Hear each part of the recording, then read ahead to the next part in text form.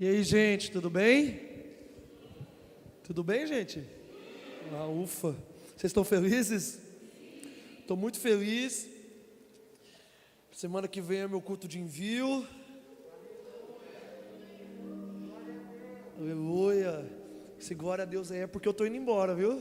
Glória a Deus, fala da mãe, vai embora. Gente, abre comigo a sua Bíblia lá em Apocalipse 1.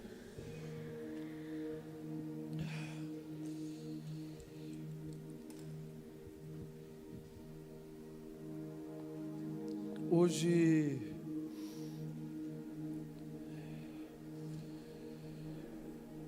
eu quero falar sobre o caráter de uma igreja profética.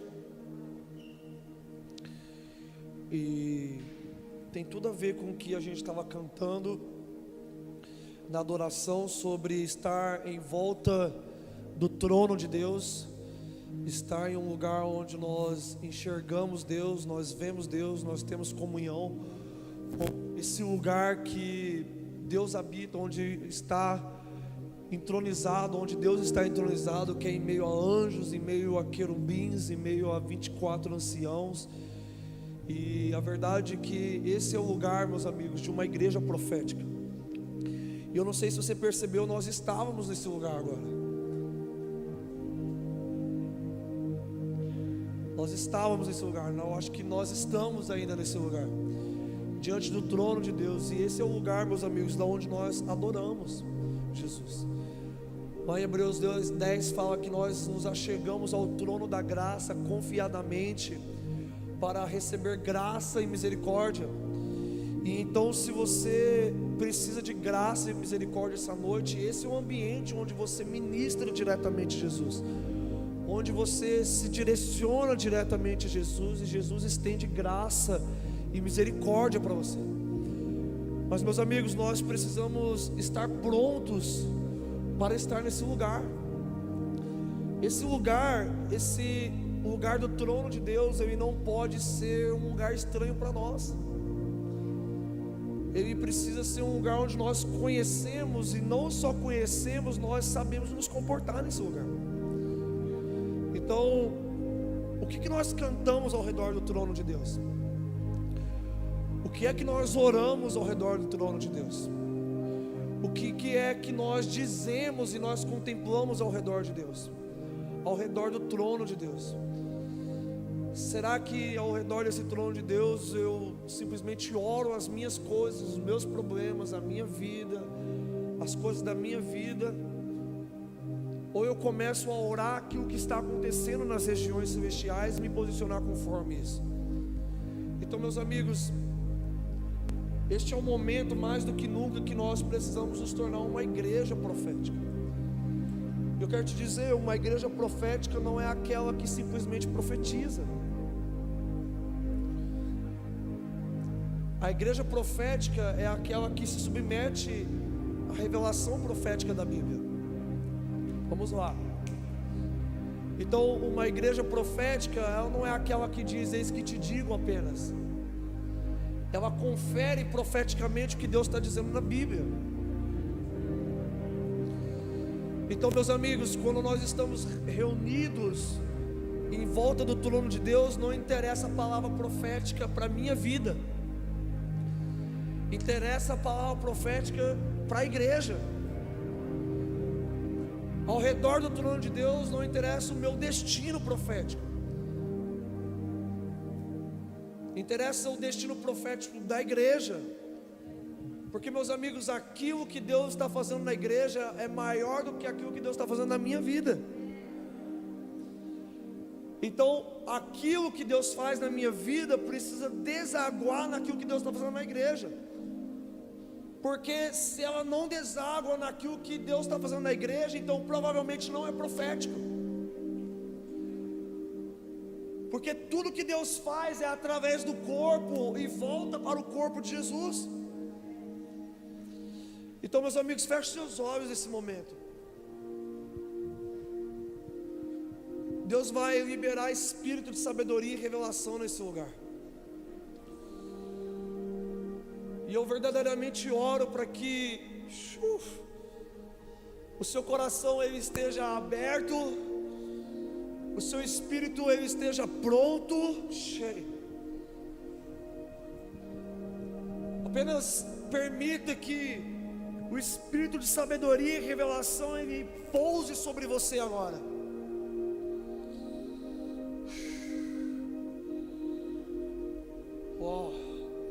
Cantarando o que é o espírito de sabedoria e revelação? É um movimento de Deus de descortinar quem é Jesus diante de nós.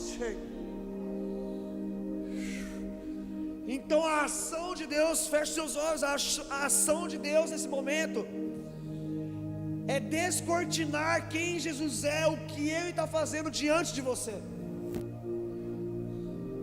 Então eu oro para que os seus olhos espirituais eles sejam completamente abertos no nome de Jesus,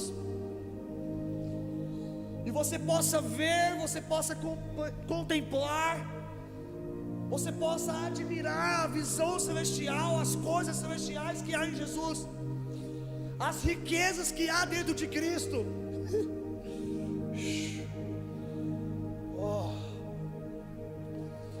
Pai, nós oramos agora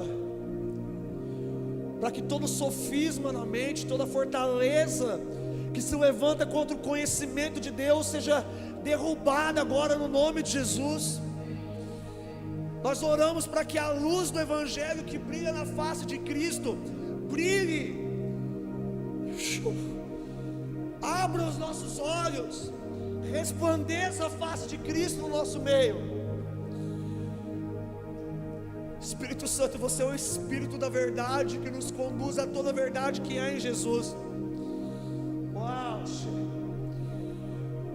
Espírito Santo, sem a sua liderança nós não podemos conhecer Jesus.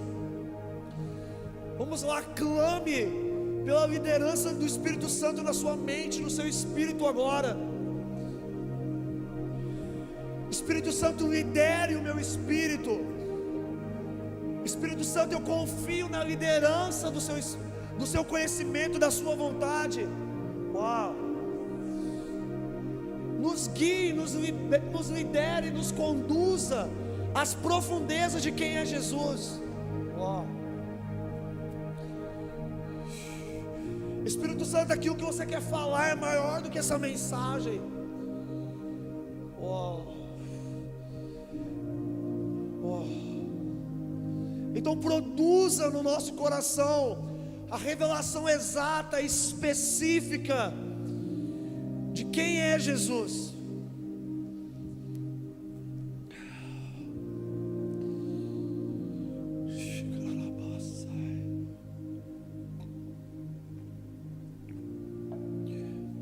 Vocês estão comigo aí em Apocalipse 1?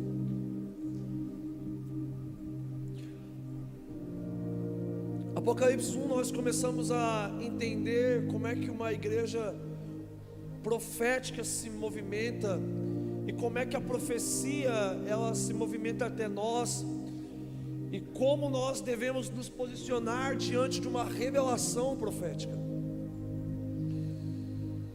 Meus amigos, a revelação de Apocalipse ela é sobre a pessoa de Jesus e sobre o tempo da volta de Jesus. Então, meus amigos, mediante a leitura, a revelação, a compreensão de Apocalipse, nós começamos a entender melhor o tempo da volta de Jesus.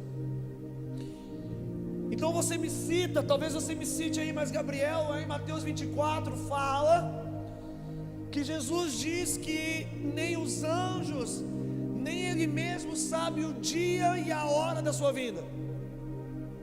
Eu falo a verdade, Jesus disse isso? E talvez você ainda me cite outro texto, dizendo, Gabriel, lá em Atos 1, versículo 6, os discípulos perguntam, Jesus, é chegada a hora de que você instaure o reino a Israel? E Jesus responde, não vos compete saber o tempo, porque o Pai sabe por sua exclusiva autoridade. É verdade, tem esses dois textos bíblicos, mas a pergunta que eu quero fazer é: será que Jesus até hoje não sabe o dia da volta? Será que até hoje Jesus e os anjos não sabem? Será que até hoje eles estão ignorantes quanto o tempo, o dia, a hora da volta de Jesus? A resposta óbvia é não, meus amigos. É claro que eles sabem. Então, quando Jesus disse que nem o Filho nem os anjos sabiam, Ele estava aqui conosco. Mas a verdade é que quando Ele subiu aos céus, Ele recebeu uma revelação do Pai sobre o tempo da volta. E Apocalipse começa, capítulo 1, versículo 1, começa dizendo esse momento que Jesus recebe essa revelação. Apocalipse 1, versículo 1 diz: a revelação de Jesus Cristo, que Deus lhe deu para mostrar aos seus servos coisas que em breve devem acontecer, e Ele a declarou enviando por meio de seu anjo a seu servo João. Então aqui, meus amigos, nós encontramos 5 tipos de pessoa.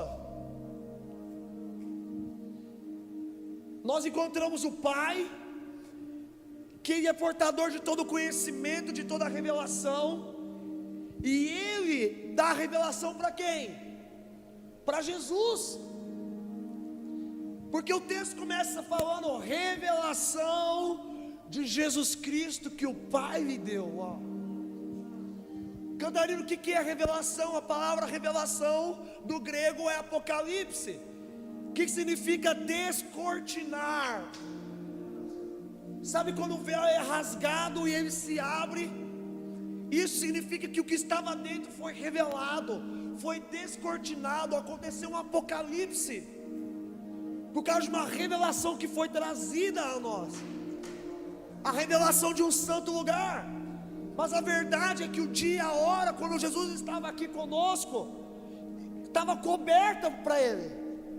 Mas nas regiões celestiais, quando Ele subiu, foi exaltado à direita de Deus, foi descortinado. O Pai lhe deu uma revelação. Então o Pai deu uma revelação ao Filho, e o Filho deu a quem? Aos anjos. Então agora o Filho e os anjos sabem o dia e a hora. Agora o anjo, ele diz para quem? Para João. Então João fica sabendo, e quando ele recebe a revelação, ele escreve toda a revelação de Apocalipse para quem? Para a igreja, para os servos. Então, meus amigos, não temos mais desculpas para ficar ignorantes quanto o tempo da volta do Senhor. Vamos lá. Então o versículo 2 aí continua dizendo que deu testemunho da palavra de Deus e do testemunho de Jesus Cristo de todas as coisas que ele viu. Abençoado é aquele que lê, aquele que ouve as palavras desta profecia e guarda estas coisas que estão escritas, porque o tempo está. Vamos lá. Então, meus amigos, eu amo o versículo 3, porque o versículo 3 ele é para qualquer pessoa. Ele é para uma criancinha, ele é para uma pessoa de 80 anos, é para uma dona de casa, é para uma mãe, é para um empresário, é para um advogado. Vamos lá. A revelação de Apocalipse é para qualquer pessoa. A revelação da volta de Jesus é para aquele que lê, e é para aquele que guarda. Vamos lá, meus amigos. Quem é que pode ler e guardar? Então todos nós podemos ser proféticos. Vamos lá. Então profético não é profetizar, profético é ter isso aqui em mente e guardar. Guardar o que no coração? Que o tempo se aproxima cada vez mais, e eu vivo não conforme o agora, mas eu vivo conforme o futuro. Qual o futuro? O futuro da vida de Jesus. a promessa, a bendita promessa do Senhor para nós. Vamos lá. Eu quero repetir: uma igreja profética não é simplesmente aquela que diz: eis que te digo, mas é aquela que diz: a Bíblia está dizendo. E a Bíblia está dizendo: o tempo está próximo. Então uma igreja profética, ela é moldada pelo futuro da palavra de Deus. Meus amigos, a palavra diz, as escrituras afirmam que o futuro pertence a Deus e não ao diabo. Então o diabo não sabe o nosso futuro, a não ser porque Deus deu um spoiler para ele. Tá aqui, gente, os créditos finais passando, o diabo derrotado, Satanás sofrendo a opressão de Deus. Ok, mas o futuro pertence a Deus, meus amigos. Agora, quando nós lemos e guardamos, o futuro também pertence a nós. Vamos lá, o nosso hoje é moldado segundo essa promessa. Vamos lá. Então, meus amigos, quando nós nos reunimos, é tão importante que nós soltemos as raízes, as correntes do nosso coração, no nosso presente. Pessoas desviam, pessoas elas ficam com problemas emocionais, diversas coisas, preocupadas com o boleto, simplesmente porque elas perderam uma perspectiva eterna. Então você chega no culto: meu Deus, o meu boleto, meu Deus, o problema na minha casa, meu Deus, cara, incrível, cara, você pode se preocupar com essas coisas, não é errado se preocupar com essas coisas.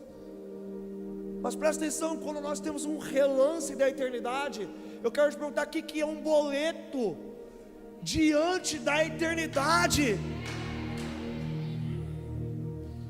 Então a nossa preocupação, a nossa ansiedade é por causa de falta de percepção do eterno. Não andeis, olha o que Jesus fala. Jesus, ele resolve a ansiedade com uma promessa futura. De nenhuma maneira andeis ansiosos, porque eu vos preparei um lugar. Como que eu resolvo o meu agora?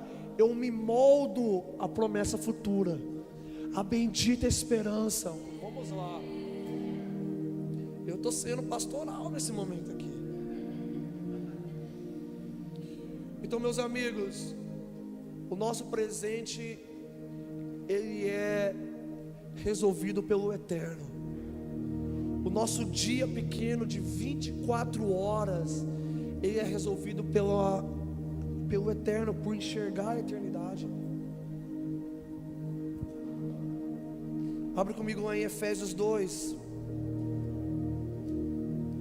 Meus amigos, eu tenho pregado muitas vezes essa mensagem, porque Deus colocou esse encargo sobre mim nesses últimos dias.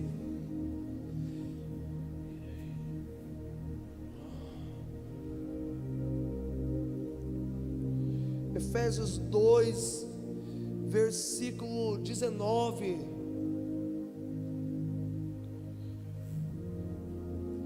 Vai dizer assim: assim já não sois estrangeiros, nem forasteiros, ou seja, vocês não são mais estranhos para Deus, mas concidadãos dos santos e da família de Deus, e sois edificados, sois construídos sobre o fundamento dos apóstolos e dos profetas, de que Jesus Cristo é a principal pedra de esquina, no qual todo edifício bem ajustado cresce para templo santo no Senhor. Uau! Meus amigos, isso aqui é um resumo do que é uma igreja apostólica e do que uma igreja profética. Uma igreja apostólica e profética, ela não está estabelecida sobre a areia, ela não está estabelecida sobre aquilo que passa, sobre aquilo que é levado pelo vento, sobre aquilo que é momentâneo, Mas a igreja apostólica e profética, ela está fundamentada sobre aquilo que é eterno, aquilo que é inabalável, a rocha, a pedra angular, a pedra de esquina principal, que é Cristo. E nesses lugares nós estamos enraizados, firmados, estabelecidos. Nós não somos removidos desse lugar. O Senhor não nos remove de um lugar bem estabelecido. E esse lugar bem estabelecido é conforme Hebreus 6, onde o autor lhe destrincha 6 doutrinas de Cristo: fé e arrependimento de obras mortas, batismo e imposição de mãos, ressurreição dos mortos e juízo eterno. Então isso é o fundamento, isso é a doutrina de Cristo, não é a doutrina de homens. A doutrina de homem passa, mas a doutrina do homem permanece. Quantos estão comigo? Agora, eu tenho aprendido algo de Jesus. Fundamento não é só o lugar onde a gente pisa, fundamento também é aquilo que é fundamental numa casa. Então uma casa, ela não é reconhecida só porque ela tem um chão, só porque ela tem um lugar firme, um lugar sólido. Mas uma casa, ela é reconhecida porque tem o que é fundamental ali, como uma parede edificada, com uma divisão de quartos. Tem casa, tem uma cozinha, tem um quarto, tem uma sala, tem um banheiro. Sem banheiro não tem casa, sem quarto não tem casa. Vamos lá. Então, meus amigos, qual é o fundamento apostólico e profético? Família. Eu quero dizer uma coisa, meus amigos: o anticristo, o espírito do anticristo, ele já está no nosso meio. 1 João 4, versículo 1 fala: não atenteis a todo espírito. Uau! E depois ele vai continuar dizendo: filhinhos, o espírito do anticristo já está por aí. E, meus amigos, existem 3 coisas que o espírito do anticristo tem trabalhado na nossa geração, que é o engano, em primeiro lugar. O que é o engano? É tudo aquilo que se levanta contra a Bíblia, é a relativização da Bíblia. Então a Bíblia não é mais a palavra de Deus. Aí eu escolho a melhor parte da Bíblia que fala mais ao meu respeito. Eu não tenho as escrituras como firme fundamento. Esses dias, meus amigos, eu fiz uma pesquisa: 80% das pessoas não leem a Bíblia e se dizem crentes. Como assim, gente? Gente do céu, o que é isso? Espírito do anticristo, que te fala que você não precisa ler, que reafirma a sua preguiça. Eu perguntei quais são os motivos que você não lê a Bíblia. Uma pessoa colocou pecado, a outra falta de vergonha na cara, falta de tempo, procrastinação. Gente, o que está acontecendo na igreja? O que está acontecendo na igreja, gente? Gente, é a Bíblia. Presta atenção, eu falo procrastinação, então eu esqueci do que aquilo que é eterno. Gente, mede a preguiça com a eternidade. Mede qualquer emoção sua com a eternidade. O espírito do anticristo está dizendo que a gente não precisa da Bíblia, a gente não precisa da verdade. A gente come uma vez na semana, né? Você está fazendo jejum de Bíblia, meu amigo?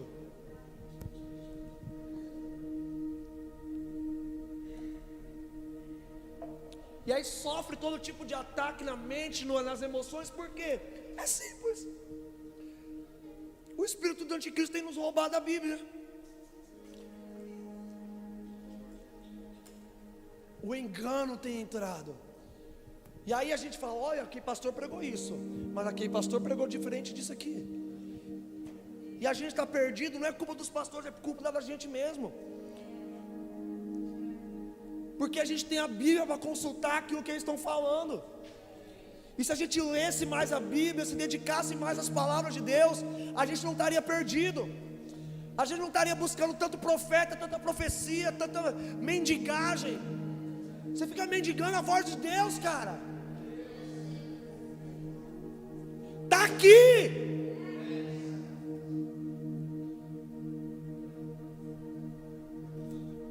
Então a primeira coisa, cara, é fácil o engano entrar na igreja, o povo não lê a Bíblia. Aí fala, eu não consigo ouvir Jesus. É claro, você está ouvindo o anticristo. Você escolhe quem você ouve, se é Cristo ou anticristo.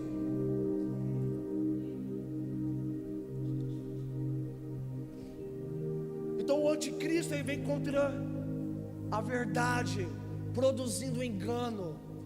A segunda coisa que ele vem é contra a família. Vamos lá. Então é por isso que a ênfase desse século é o amor livre. O amor sem compromisso, sem comprometimento. Ontem eu estava em casa com a Pris, que tinha umas meninas em casa, e surgiu a notícia que tem um aplicativo chegando no Brasil para mulheres, oferecendo para elas adulterar, trair os seus maridos, relacionamento extraconjugal, porque é a agenda do anticristo, produzir adultério, pornografia, homossexualidade, aborto, divórcio, produzir abuso sexual, produzir orfandade.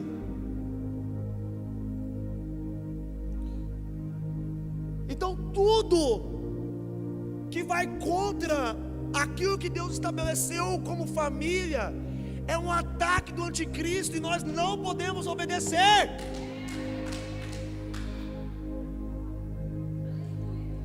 Meus amigos, só tem dois tipos de espíritos: ou é de Deus ou é do diabo. Você decide quem você ouve, quem é que governa a sua vida, se é o Espírito de Deus ou se é a potestade do ar.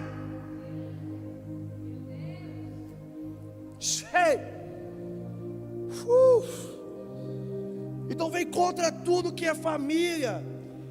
E é por isso, meu Deus, que eu não estranho na igreja as pessoas que dizem: não quero casar.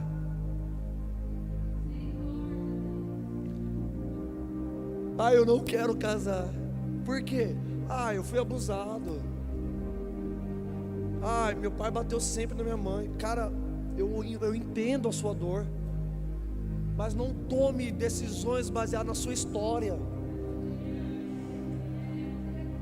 Deus construiu família, Deus construiu homem e mulher.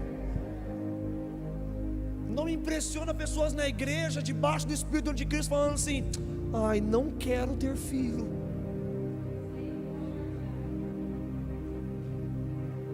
É sutil, meus amigos, é sutil. E as pessoas falam assim: não, eu sou livre, eu faço o que eu quiser, eu não quero casar, ponto. Só que Paulo lá em 2 Timóteo, na sua última carta para Timóteo, ele fala assim: cuidado com os espíritos enganadores no vosso meio, porque eles proibirão o casamento. Quem é que está te proibindo de casar?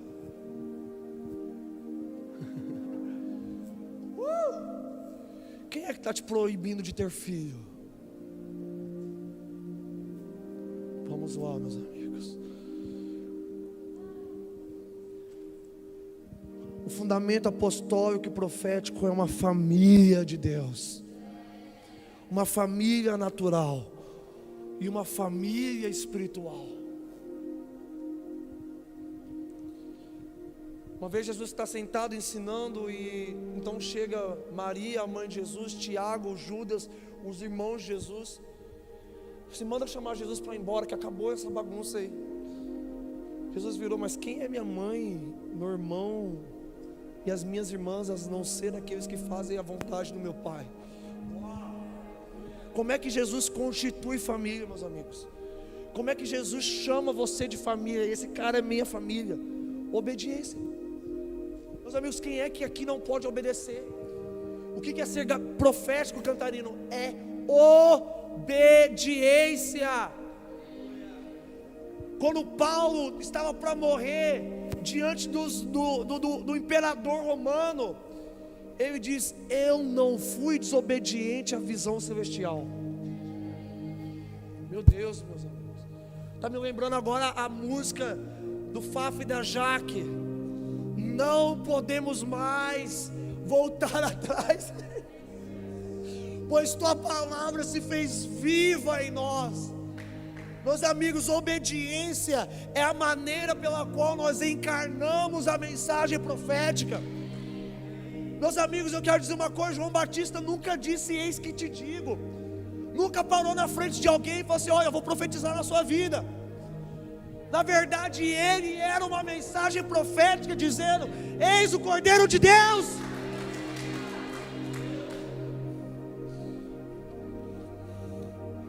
A terceira coisa, meus amigos, que o anticristo se levanta é contra a igreja. E não é à toa que as pessoas estão desigrejadas, andando sozinhas, andando sem discipulado, andando sem pastor, andando escondidas, não andando na luz, não sendo transparentes, não se expondo à igreja, não mostrando as suas feridas. Por quê? Porque estão debaixo do espírito do anticristo, que anda nas trevas, anda escondidas. Não, você fez errado, não precisa contar para ninguém não, não precisa confessar não, não precisa se abrir não, não se submete. Você errou, fala para o seu pastor: está tudo certo, já resolvi.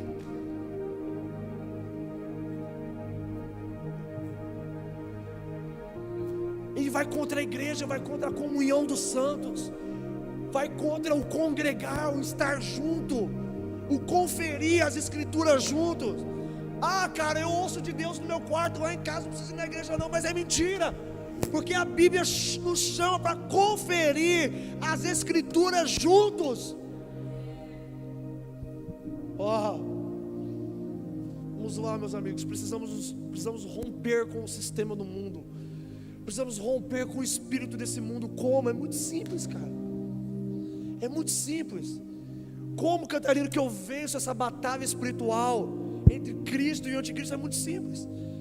Se apegue às escrituras, se apegue à família espiritual, à família natural, se apegue à igreja. É simples. Catarina, como é que eu me torno parte da igreja profética apostólica dos últimos dias? Bíblia, família e igreja. Qualquer pessoa faz isso. Abre comigo lá em Lucas 1.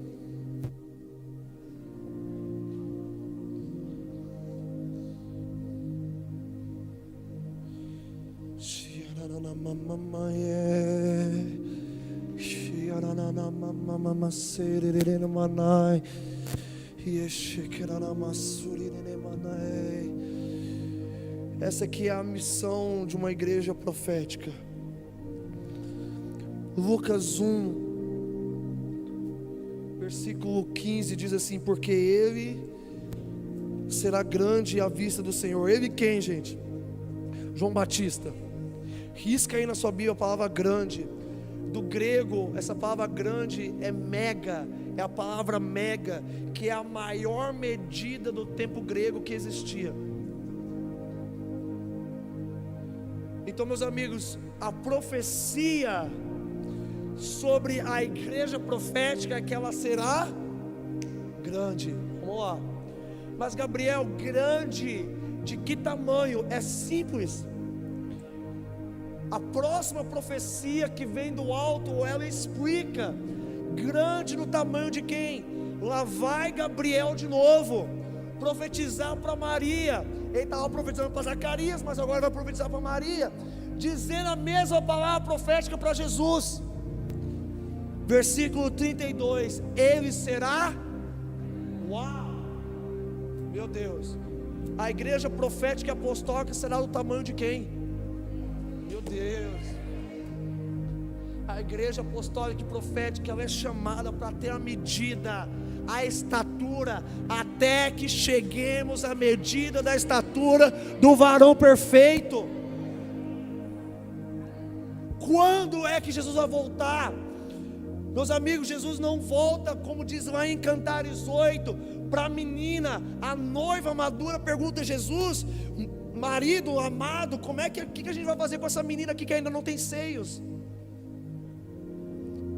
O que a gente faz com a pessoa que é imatura, Jesus responde: vamos construir muros ao redor dela. Vamos lá, casa profética, igreja profética não é só fundamento, é parede. Meus amigos, se você ainda não é maduro, o lugar de estar protegido é no meio da igreja, no meio da família. Vamos lá, alguém. Deixe que pessoas maduras te protejam. A noiva e o noivo estavam numa conversa: que faremos com essa menina que ainda não tem seios, não amadureceu o corpo? Vamos criar um muro ao redor dela. Lá em Oséias, Deus fala: eu serei como um muro de fogo ao seu redor. Para quem que Deus estava falando? Para uma prostituta, para Gomer, a prostituta que tinha acabado de ser salva, tinha acabado de casar. Eu serei como um muro de fogo ao seu redor. Meu Deus, isso é Deus nos protegendo nesse lugar de verdade, nesse lugar de família e nesse lugar de igreja. Vamos lá, tem alguém aí? Vem aqui, Eric. Cantares vai falar também. As filhas de Jerusalém, elas vão perguntar: quem é esta que vem apoiada no ombro do amado? Quem é esta que vem do deserto apoiada no ombro do amado? Vamos lá, meus amigos. Para vir apoiada no ombro do amado tem que ter o mesmo tamanho. Uau. A igreja apostólica e profética, ela não abraça Jesus por baixo. Ela não é pequena, ela não é menor, ela não bate na cintura nem no peito. Ela é do mesmo tamanho. Ela apoia a cabeça. Ela vem descansada na revelação de quem Jesus é. Agora, meus amigos, da onde essa igreja está vindo? Essa igreja está vindo do deserto. Ela está vindo de um lugar desconfortável, de um lugar onde não tem prazeres, de um lugar onde não tem recurso, mas ela está apoiada no amado, porque o amado é o descanso.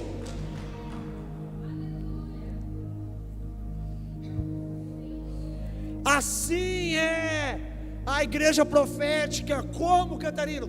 Como era João Batista, Lucas 1, versículo 15: porque ele será grande à vista do Senhor, e ele não beberá vinho nem bebida forte, será cheio do Espírito Santo, já do ventre materno. Uau! O que nós somos, meus amigos? Uma igreja de nazireus. A igreja profética, ela segue o protótipo do nazireado. E eu quero repetir: é protótipo, não estereótipo. Não é a imagem, não é o cabelo comprido, não é isso, não é não comer uva. É dentro. É dentro, é uma vida separada dentro. Já vi muito nazireu por aí que vive fazendo cagada. É nazireu? Não é. Por quê? Porque não é separado dentro. Vamos lá. São pessoas que se separam até de coisas lícitas, até daquilo que pode. Meus amigos, o nazireu não era autorizado a tocar em morto, não era autorizado em velório. Mas tem uma coisa errada de ir no velório? Não, é porque ele era separado. Uau. Meus amigos, nós vivemos de uma maneira separada. Nós abandonamos tudo por causa do Senhor. Senhor, para onde nós vamos se só Tu tens as palavras de vida eterna?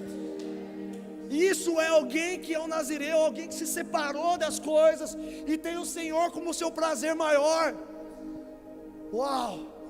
É alguém devoto, é alguém apaixonado, é alguém que está disposto a qualquer coisa. Meu Deus, cheio. Está disposto a qualquer coisa para ter o Senhor, para ser cheio de Deus, para ser possuído de Deus. Catarino, mas possuído, sim. Foi o que aconteceu com Isabel. Maria chegou perto de Isabel e Isabel ficou possuída do Espírito Santo. Uau! Por quê? Que ele cresça e eu diminua. Meu amigo, não tem como ser cheio com uma vida acomodada, com uma vida mais ou menos, com uma vida que você não se separa. Catarina, o que é ser devoto? É ser dedicado a algo. No Brasil as pessoas são dedicadas a Maria, São João, São Jorge, o caramba 4. mas nós nascemos de Sião, nós somos dedicados ao Senhor, a nossa vida se dedica ao Senhor. Gabriel, você é devoto de quem? De Jesus. Ele é a minha devoção, a minha paixão, o meu amor. Então eu gasto a minha vida em Jesus. Isso aqui é o caráter da igreja, é a paixão da noiva. Ela ama o Senhor mais que todas as coisas. Ela não tem prazer pela sua vida, ela não tem amor pela sua própria vida. Vamos lá, tem alguém aí? Vou atropelar hoje você com o caminhão, cara. Meus amigos, eu estou com um leão aqui dentro.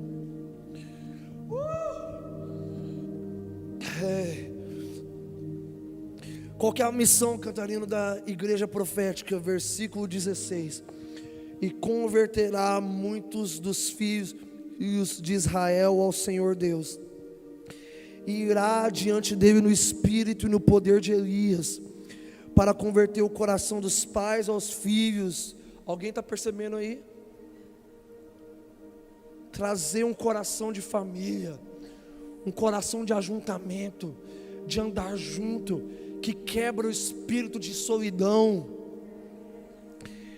para converter os desobedientes à prudência, à sabedoria dos justos, a fim de preparar um povo habilitado ao Senhor. Alguém encontrou a palavra habilitado aí? O que é alguém habilitado?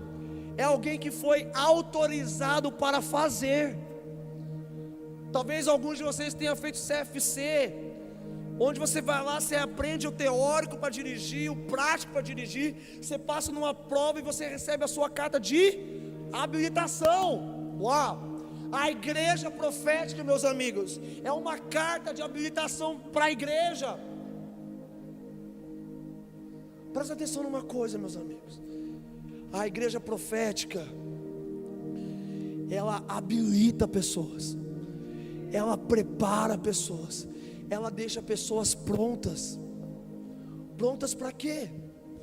Prontas para fazer a obra de Jesus, prontas para ter o caráter de Jesus, prontas para seguir Jesus.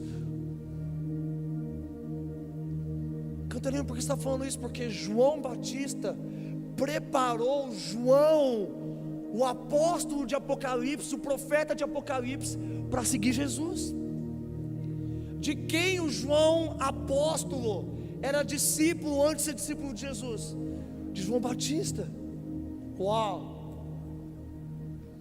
O João dos últimos dias aprendeu com a vida de João Batista devoção, santidade, caráter, encarnar uma mensagem. Meu Deus!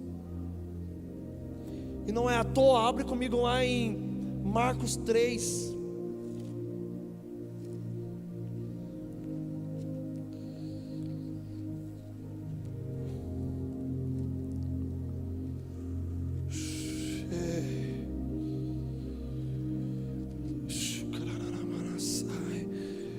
Marcos 3, versículo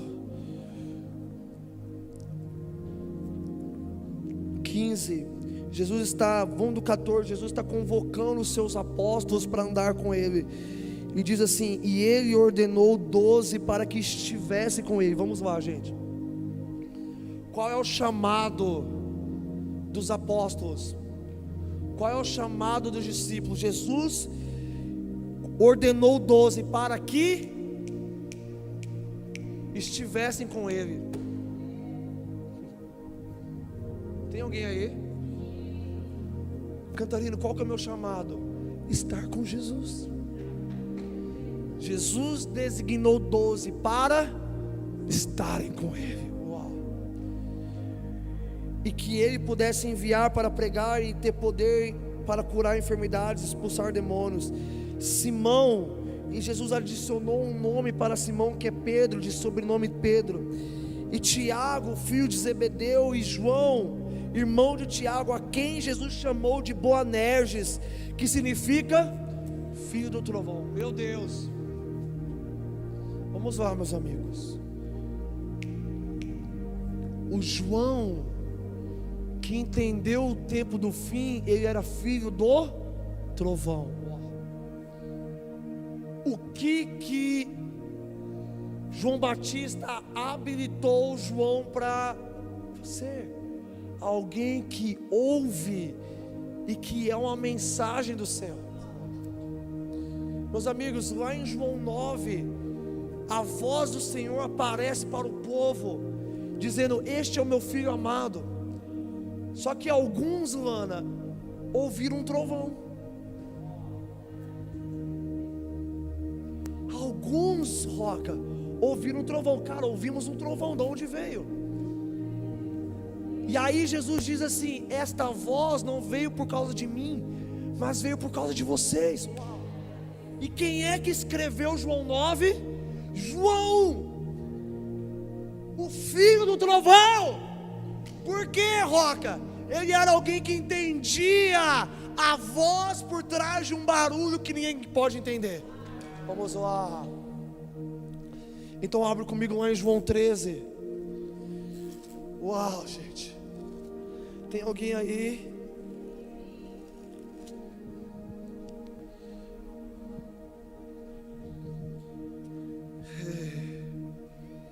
João 13, Jesus está numa mesa com os seus discípulos, e é a última ceia que Jesus está tendo, é o último momento de Jesus com os seus discípulos.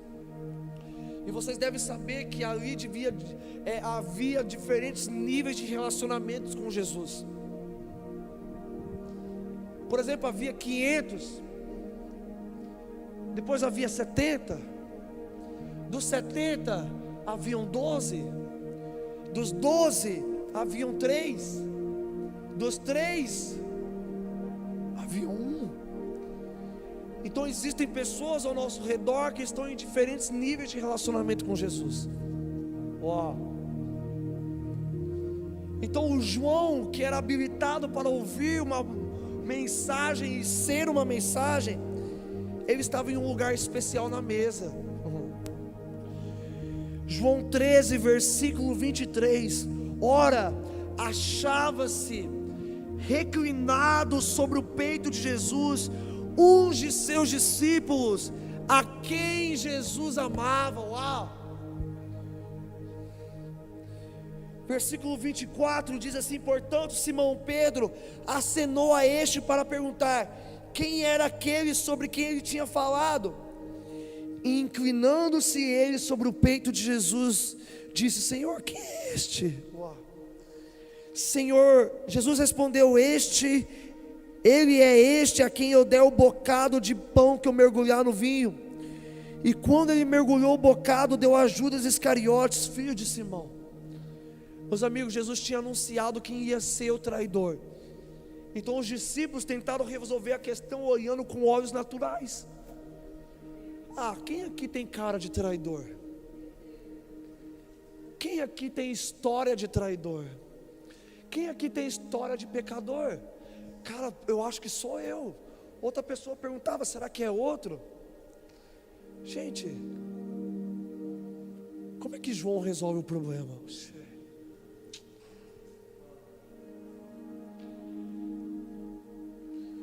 Como é que uma igreja profética resolve os seus problemas? Não é de maneira natural, não é analisando de maneira natural os problemas. Um filho do trovão, ele é filho do trovão porque o trovão desce do alto, não vem de baixo para cima. Então a solução para a nossa vida no agora, ela não vem de baixo para cima. Olha, Senhor, eu tive uma ideia. Não. Nós somos uma igreja que tem o caráter de João. Vamos lá, meus amigos. Qual é o caráter de João? Ele era inclinado ao peito de Jesus. Meus amigos, para ser inclinado ao peito de Jesus, em primeiro lugar, precisa estar sentado na mesma mesa que Jesus. A segunda coisa para estar inclinado no peito de Jesus é escolher o lugar mais próximo dele. Vamos, meu Deus do céu. Qual é o lugar que você escolheu para sentar na mesa? Eu escolhi sentar no lugar de intimidade. Eu escolhi sentar no lugar que eu fico próximo, que eu fico perto. Uau! Cantarino, o que é inclinado? Inclinado é ter uma tendência. Meus amigos, eu sou tendencioso nas minhas decisões. Eu tenho uma tendência natural nas minhas decisões. Cantarino, qual é a sua tendência? Eu tendo a ouvir o céu. Eu tendo a ouvir Jesus. A minha inclinação natural é reclinar, uau, no peito de Jesus. Cantarino, qual que é a terceira coisa para que eu seja essa igreja profética? Eu me sento de uma maneira confortável, da qual eu posso me reclinar. Isso fala, meus amigos, sobre ser maleável. Isso fala sobre ser flexível. Tem alguém comigo, gente? Isso fala sobre não ser religioso. Isso fala sobre não ser apegado ao método. Isso não é ser apegado ao jeito, mas é ter uma postura confortável, que pode se reclinar. Uau! Vamos lá. Cantarino, quem é que nós somos? Uma igreja tendenciosa ao coração de Jesus, tendenciosa a perguntar: Jesus, quem é? Qual é o tempo? Qual é o momento, Jesus? Qual é o dia? Qual é a hora? Meus amigos, sabem de uma coisa? Lá em Mateus 25 havia 10 virgens. E sabe qual que é a coisa legal? É que as 10 virgens dormiram. Não foi as sábias só que dormiram, ou só as imprudentes que dormiram. As 10 dormiram. Mas nessa história teve alguém que não dormiu.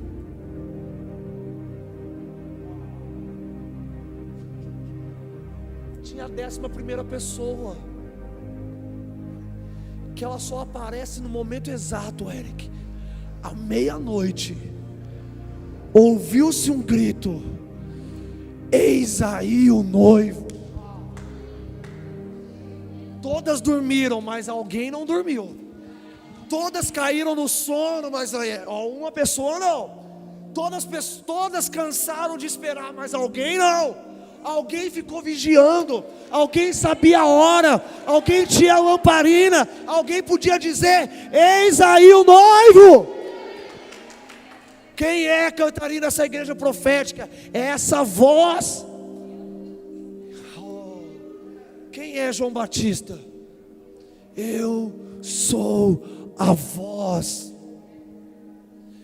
que clama no deserto. O deserto não é só um lugar cheio de areia na Bíblia.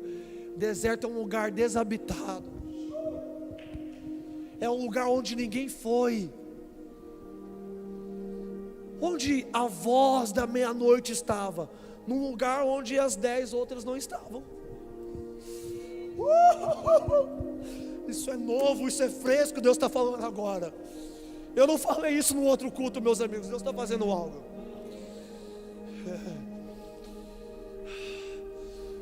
Você é aquela que dorme ou você é aquela que fica vigiando? Você é aquele que dorme e não sabe o dia e a hora, ou você é aquele que fica observando e sabe? Vamos lá, meus amigos, quem nós somos? Esse é o momento de decisão. Esse é o momento onde a voz de Deus precisa descer e mudar o nosso DNA, mudar a nossa natureza, mudar a nossa tendência, a nossa inclinação. Que o raio de Deus, o trovão de Deus nos faça filhos, e filhos inclinados ao céu, filhos inclinados ao trono. Vamos lá, abra comigo em Apocalipse 4.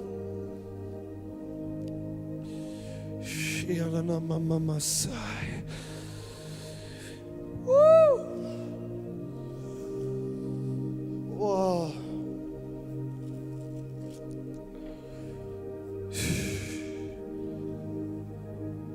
Oh, Jesus, nós te amamos.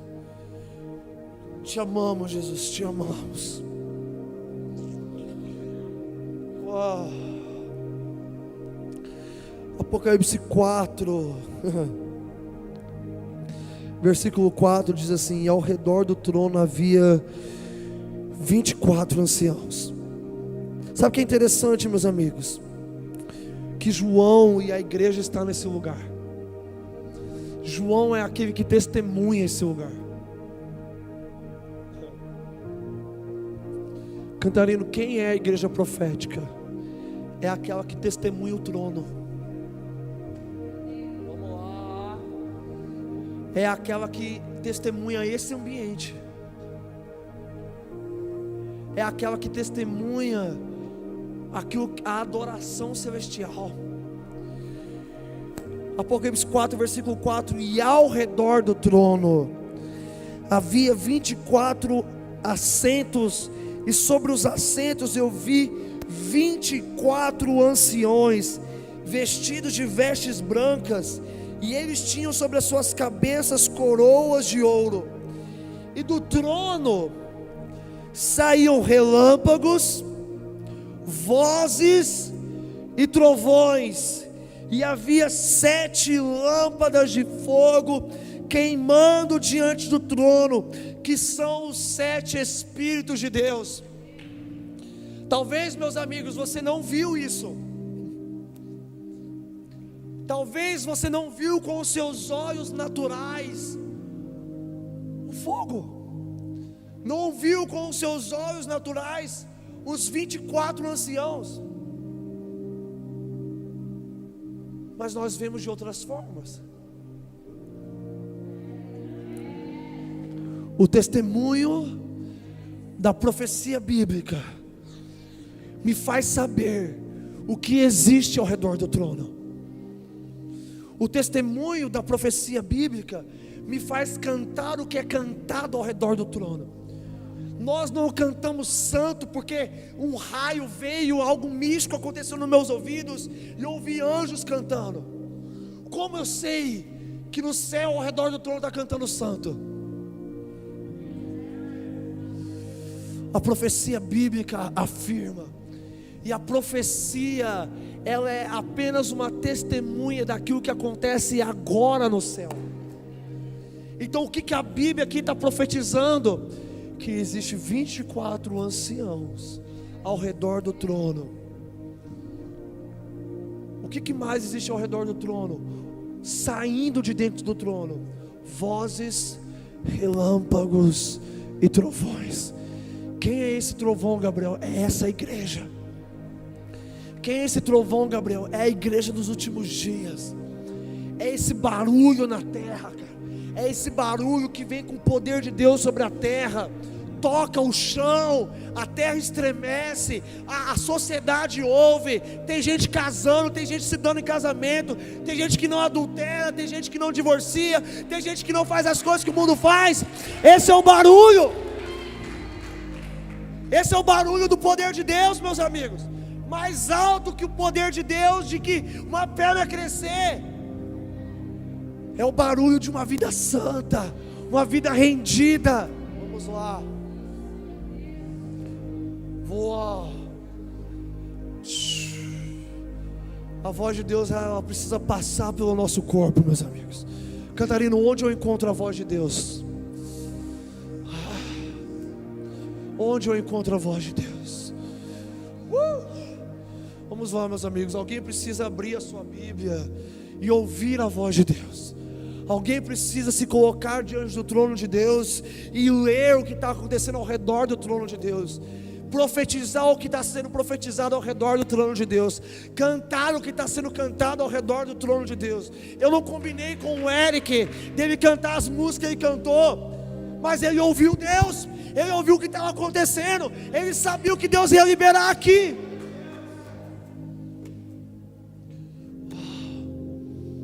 Vamos lá, meus amigos. Fique de pé no seu lugar.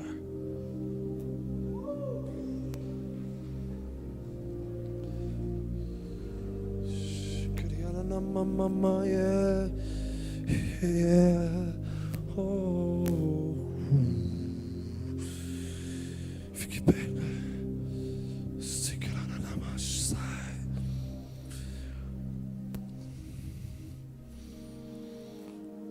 Vamos lá, tem alguém que quer se tornar essa igreja? Tem alguém que quer se tornar esse povo? Tem alguém que quer se tornar a mensagem? Vamos lá.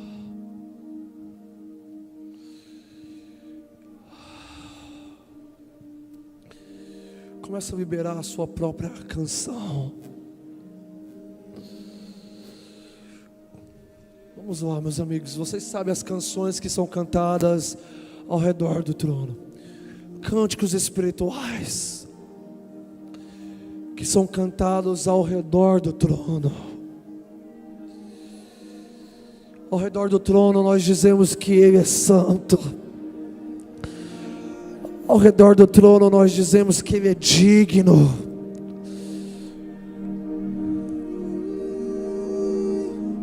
Ao redor do trono nós nos prostramos e rendemos as nossas coroas. Meus amigos, esse é um ambiente profético. Por quê? Porque nós estamos reproduzindo o que está acontecendo ao redor do trono. Cantarino, o que é um bom culto? O bom culto é uma reprodução do que acontece ao redor do trono.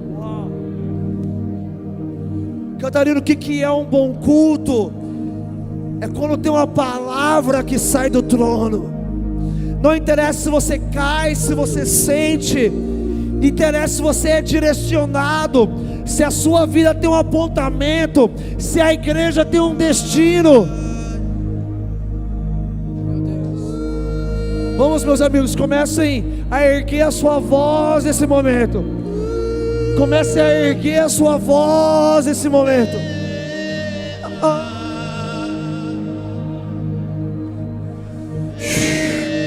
Se achegue ao trono de Deus. Se achegue ao trono de Deus confiadamente.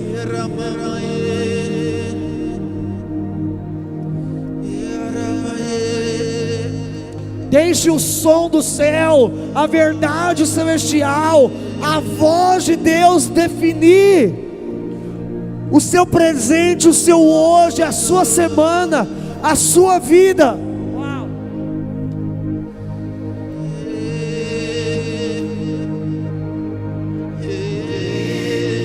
Vamos, meus amigos, vamos mais perto. Vamos mais perto. Vamos mais perto do trono de Deus. Vamos. Vamos mais. Será que você pode escolher um melhor lugar para estar? Será que você pode sair do lugar de Pedro, do lugar de Mateus, do lugar de Judas e sentar aonde João está sentado?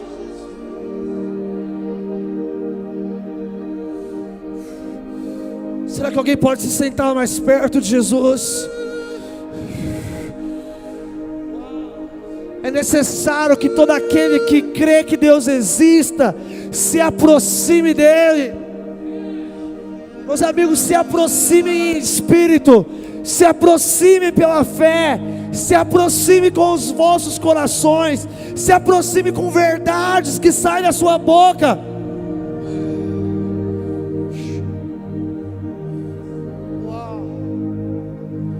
Meus olhos estão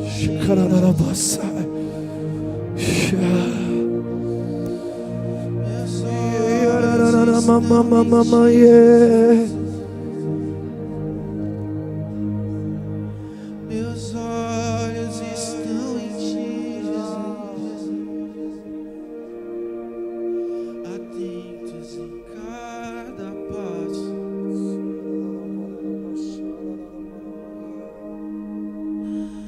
atentos em cada passo, atentos em cada passo.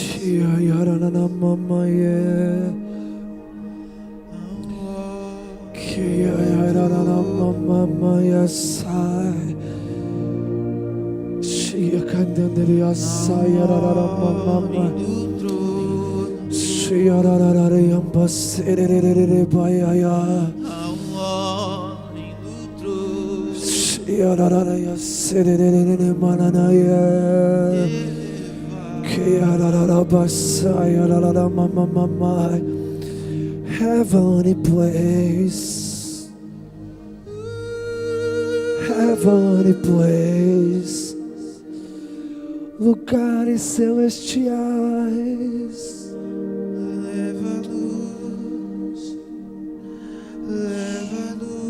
A lugares celestiais.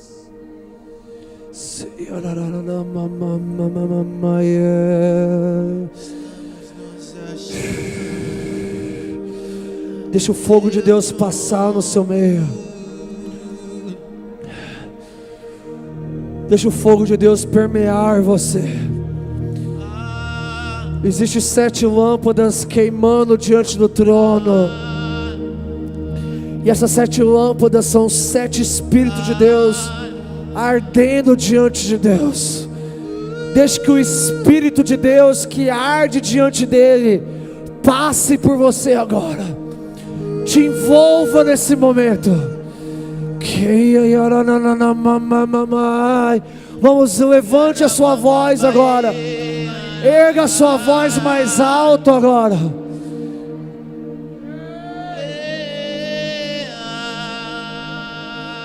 Deixe o Senhor fluir como voz entre muitas águas.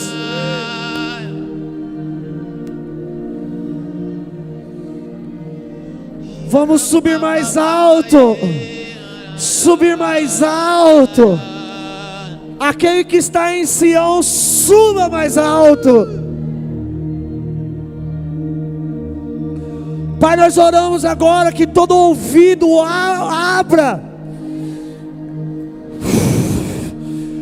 Que todo olho se abra para ver, que todo coração se abra para sentir.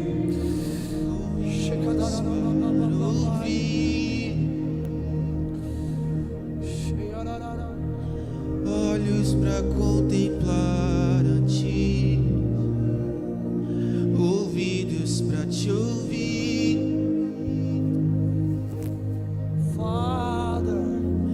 Olhos para contemplar a Ti, ouvidos para Te ouvir.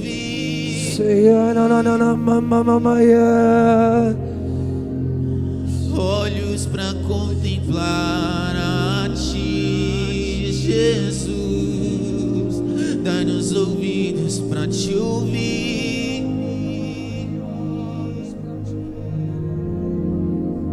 Olhos para contemplar a Ti, dai-nos ouvido para Te ouvir.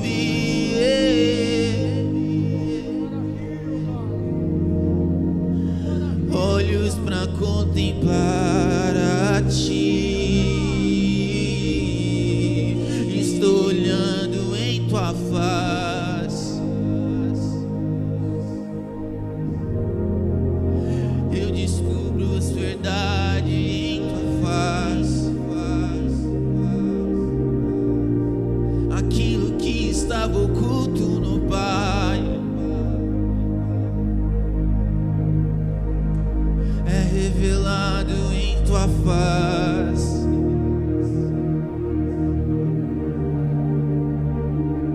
Nos conduz ao Teu trono. Nos conduz ao Teu trono.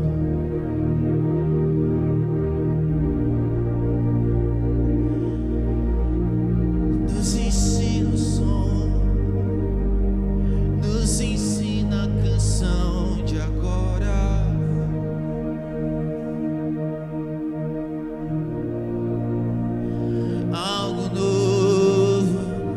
Algo novo agora.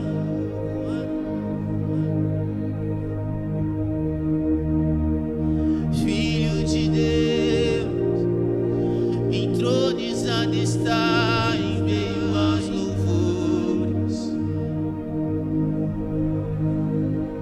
Entronizado está em meio aos louvores.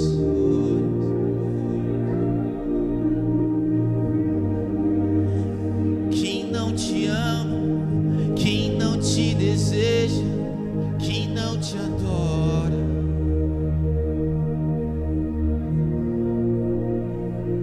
Os céus se prostram aos seus pés.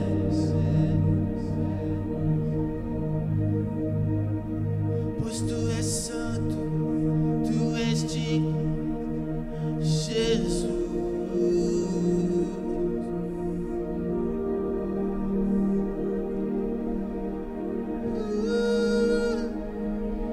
Tua voz eu ouvi, teu perfume eu senti, teu abraço quero mais, doce Jesus.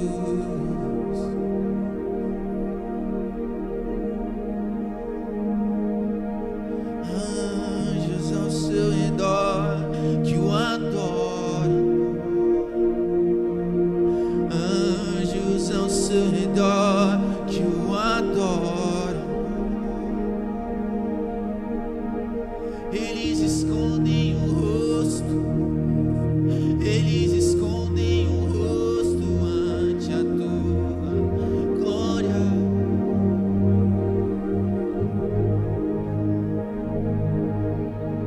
E eu me aproximo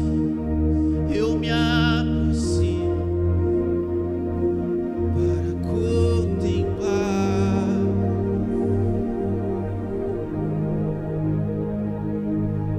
Não há véu no seu trono,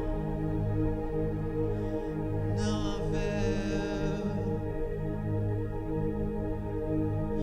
não há véu.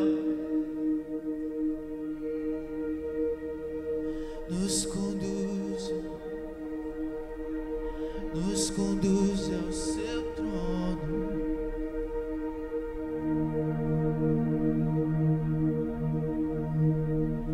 Santo, santo, santo,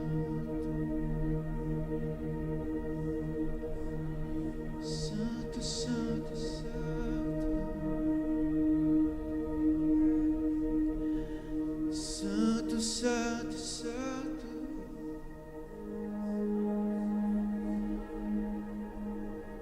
Santo, santo, santo.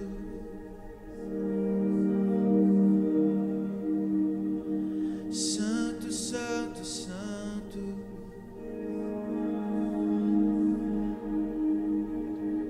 Santo, santo, santo.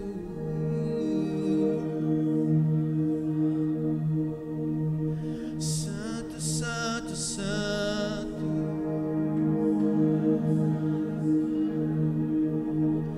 Santo, santo, santo.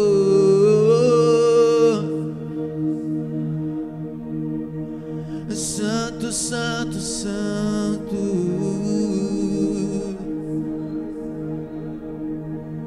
Santo, santo, santo.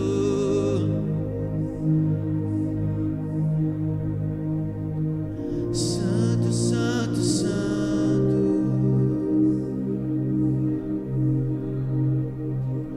Santo, santo, santo.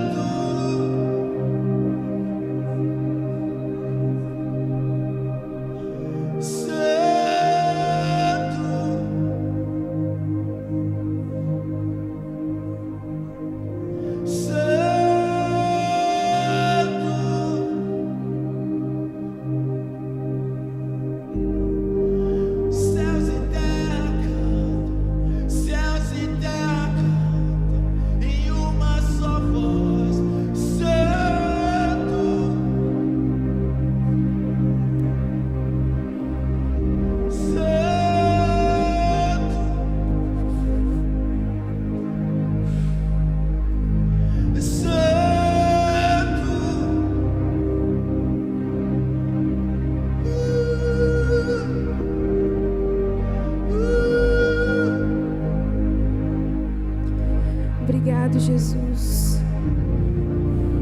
Obrigado, Jesus, por ter nos visitado nessa noite. Nós te amamos, Jesus. Nós amamos a sua doce presença. Jesus, nós não queremos perder o Senhor de vista. Nós não queremos perder o Senhor de vista, Jesus. Obrigado, Jesus. Obrigado. Abençoa a semana dos meus irmãos. Que seja uma semana abençoada, de paz. Que seja uma semana de prosperidade, de trabalho, de saúde. No nome de Jesus. Que a sua presença esteja sempre conosco. Em nome de Jesus, amém.